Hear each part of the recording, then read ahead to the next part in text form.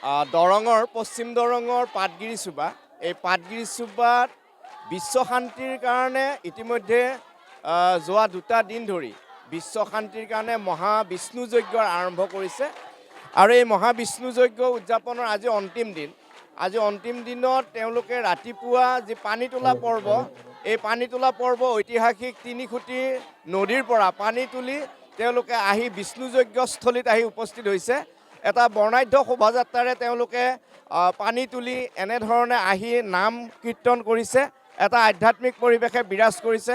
জীয়াৰী বোৱাৰী সকলো ওলাই আহিছে। এনেধৰণে তেওঁলোকে যি বিষ্ণু যজ্ঞ, এই বিষ্ণু যজ্ঞত এই বৃহত্তৰ অঞ্চলটোৰ শান্তি সম্প্ৰীতি ভাতৃত্ববোধৰ এনাজৰী সৃষ্টি কৰিবৰ কাৰণে আৰু বিশ্ব শান্তিৰ কাৰণে তেওঁলোকে এনেধৰণে প্ৰতি বছৰে উদযাপন কৰি আহিছে মহাবিষ্ণু যজ্ঞ। এইবেলি 23 সংখ্যক মহাবিষ্ণু যজ্ঞৰ আজি অন্তিম দিন। যোৱা 2টা দিনত তেওঁলোকৰ বিভিন্ন মাংগলিক কাৰ্যসূচীৰে এই অনুষ্ঠানটো জাকত জিলিকা কৰি তুলিছিল। সমগ্ৰ অঞ্চলটোত তেওঁলোকৰ এটা বৈকুণ্ঠপুৰীত যেন পৰিণত হৈছে তেনেধৰণৰ পৰিৱেশৰ সৃষ্টি হৈছিলে। আৰু আজি ৰাতিপুৱাৰে পৰা তেওঁলোকে এনেধৰণে নাম কীৰ্তন কৰিছে আৰু এটা সুদীৰ্ঘ পথ তেওঁলোকে পানী তুলি আনি যি তিনিখুটি ঐতিহাসিক তিনিখুটিৰ পৰা পানী তুলি আনি তেওঁলোকে এই বিষ্ণু যজ্ঞ আৰম্ভ হ'ব। কিছু সময় পিছতে বিষ্ণু যজ্ঞ আৰম্ভ হ'ব আৰু তাৰ আগতেই আমি দেখুৱাব বিচাৰিছোঁ এনেধৰণে সকলোৱে জীয়ৰী বোৱাৰী শিশুসকলো আহিছে ওলাই আৰু গাঁৱৰ সকলোৱে আহি আবিৰ সানি লৈছে, মুখত আবিৰ সানি লৈ এনেধৰণে হৰিৰ নামত নিবদ্ধ হৈ পৰিছে, হৰিৰ নামেৰে মুখৰিত হৈ পৰিছে। আমি তেওঁলোকৰ পৰা জানিব বিচাৰিছোঁ, দাদা যিহেতু বিশ্ব শান্তিৰ কাৰণে আপোনালোকে এই বিষ্ণু যজ্ঞ আৰম্ভ কৰিছে, কিমান বছৰৰ পৰা কেনেধৰণে আপোনালোকে আয়োজন কৰিছে, আজিৰ কেনেকুৱা কাৰ্য? নমস্কাৰ, আপোনালোক নিউজ চেনেললৈ আমি আমাৰ সমিতিৰ পৰা ধন্যবাদ জ্ঞাপন কৰিছোঁ। এই বিষ্ণু যজ্ঞখন আজি প্ৰায় 100 বছৰ আগৰ পৰা অনুষ্ঠিত হৈ আহিছে যদিও আমাৰ বিভিন্ন ঘাট প্ৰতিঘাটৰ বানপানীয়ে গেৰকা অঞ্চলৰ কাৰণে বিভিন্ন ধৰণৰ বেমাৰ ব্যাধিৰ কাৰণে কেইবছৰমান আমি স্থগিত ৰখা হৈছিল আৰু এয়া আমাৰ 23 সংখ্যক। এই 23 সংখ্যক আমি বিশ্ব শান্তিৰ বাবে উদযাপন কৰি আহিছোঁ। আমাৰ প্ৰতিগৰাকী আই মাতৃয়ে ইয়াত সহযোগ কৰিছে। আমাৰ অসমৰ বিভিন্ন ঠাইৰ পৰা বিভিন্ন প্ৰান্তৰ পৰা এই অনুষ্ঠান ভাগলৈ তেওঁলোকে বিভিন্ন ধৰণে দান বৰঙণি আগবঢ়াই সুফল লাভ কৰে। কাৰোবাৰ যদি কিবা মনৰ কামনা থাকে তেতিয়াহ'লে এই অনুষ্ঠানত তেওঁলোকে কিবা আগবঢ়ালে বা অনুষ্ঠানলৈ আহিলে তেওঁলোকে সেৱা ল'লে তেওঁলোকৰ মনৰ কামনা সফল হয় বুলি বিভিন্নজনে আমাক জনাইছে। আমাৰ যথেষ্ট ব্যয়বহুলেৰে এই অনুষ্ঠানটো আমি আৰম্ভ কৰোঁ। আমাৰ 3 দিনীয়া কাৰ্যসূচী, প্ৰথম দিনীয়া কাৰ্যসূচী পতাকা উত্তোলনেৰে 23খন পতাকা উত্তোলনেৰে আমাৰ কাৰ্যসূচী আৰম্ভ কৰিছোঁ। ইয়াৰ পিছতে আমাৰ বিভিন্নজন আমাৰ RSSৰ প্ৰধান শংকৰ দাস, তাৰপিছত পবিত্ৰ প্ৰাণ ভাগৱতী, ৰজনীকান্ত নাথদেৱ ৰাষ্ট্ৰীয় কৃতি শিক্ষক, ডক্টৰ প্ৰসন্ন কুমাৰ নাথদেৱ, নিউজ চেনেলৰ সাংবাদিক ৰঞ্জিত নাথদেৱে উপস্থিত থাকি ধৰ্মালোচনী সভা বৰ সুন্দৰভাৱে তেওঁলোকে পৰিচালনা কৰিছে। যথেষ্ট ধৰ্মৰ এটা প্ৰভাৱ পৰিছে। যোৱাকালি আমাৰ ভাগৱত যাত্ৰা আৰম্ভ হৈছে। ভাগৱত যাত্ৰাৰ অসংখ্য মানুহ আহিছে আৰু সন্ধিয়া 6:30 বজালৈকে বন্তি প্ৰজ্বলন, ভোটা প্ৰজ্বলন হৈছে। ভোটা প্ৰজ্বলনত ৰাজ্যিক কৃতি শিক্ষক অৰুণ চন্দ্ৰ নাথদেৱ অংশগ্ৰহণ কৰি আমাৰ ভক্তপ্ৰাণসকলক বিভিন্ন ধৰণৰ যজ্ঞ আৰু ইয়াৰ প্ৰাসংগিকতাৰে তেওঁলোকক সকলোৱে উদ্বুদ্ধ কৰিছে। ৰাতি নিশা ভ্ৰাম্যমান নাট্য দলৰ ৰাজনন্দিনী নাট্য দলৰ অহিংসা নাট প্ৰদৰ্শন হৈছে। প্ৰায় 3000-4000 দৰ্শকৰে এই নাটখন সকলোৱে উপভোগ কৰিছে।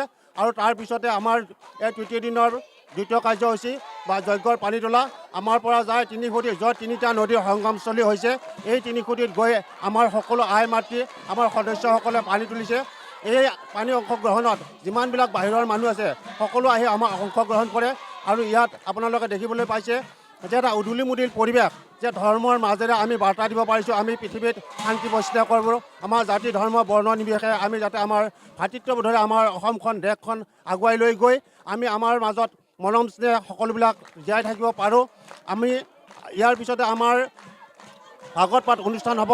ভাগৱত পাঠত আমাৰ এগৰাকী বিখ্যাত পাঠক নৱকুমাৰ নাথদেৱ তেওঁ উপস্থিত হ'ব আৰু যথেষ্ট ভাগৱত পাঠত যথেষ্ট লোক আহিব। তাৰপিছত আমাৰ যজ্ঞ আৰম্ভ হ'ব। ইয়াৰ লগতে আমাৰ ভোগ বিতৰণ হয়। এইবাৰ ভোগ প্ৰায় 50জন মানুহে ভোগ আগবঢ়াইছে আৰু এই বৰ্ষটো প্ৰায় এনেকুৱাকৈ আমাৰ দান বৰঙণি আহিছে।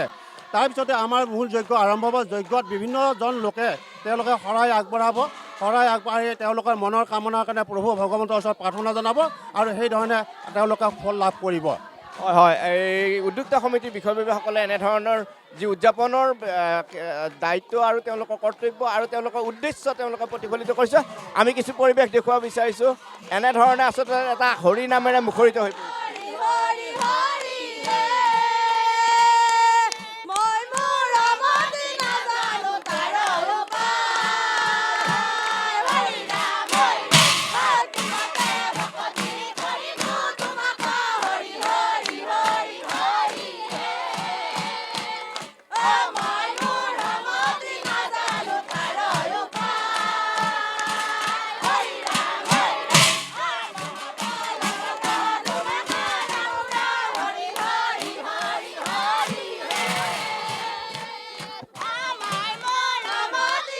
হয়, এনেধৰণে আচলতে এটা সুন্দৰ পৰিৱেশে বিৰাজ কৰিছে। আমি পৰিৱেশ দেখুৱাব বিচাৰিছোঁ। সকলো ওলাইছে, আইসকল ওলাই আহিছে, জীয়াৰী বোৱাৰী, যথেষ্ট সংখ্যক মানুহ আছে। হৰি নামেৰে মুখৰিত কৰিছে যাতে এই অঞ্চললৈ শান্তি সম্প্ৰীতি বিৰাজ হয়। আজি অনন্য ৰূপত তেওঁলোকে ওলাই আহিছে। আজিৰ দিনটো তেওঁলোকে এনেধৰণে ভক্তিৰসেৰে নিমজ্জিত হৈ পৰিছে। কি ক'ব, এটা এই অঞ্চলত এটা অতি সমন্বয়, ভাতৃত্ববোধ আৰু এটা অতি আধ্যাত্মিক পৰিৱেশে বিৰাজ কৰিছে। সঁচাকৈ আপুনি কোৱা কথাটো সঁচা কথা। আমি আজি 23 সংখ্যক হ'ল এইবাৰ বিশ্বযজ্ঞ উদযাপন। ইয়াৰ আধ্যাত্মিকতাটো আছেই, ইয়াৰ পৰা আমি যথেষ্ট ফল পাইছোঁ। অসমৰ বিভিন্ন ঠাইৰ পৰা ভক্তসকল আহি আমাক দান বৰঙণি আগবঢ়াইছে, তেওঁলোকে সুফল লাভ কৰা বুলি আমি গম পাইছোঁ। আমি আনন্দিত হৈছোঁ।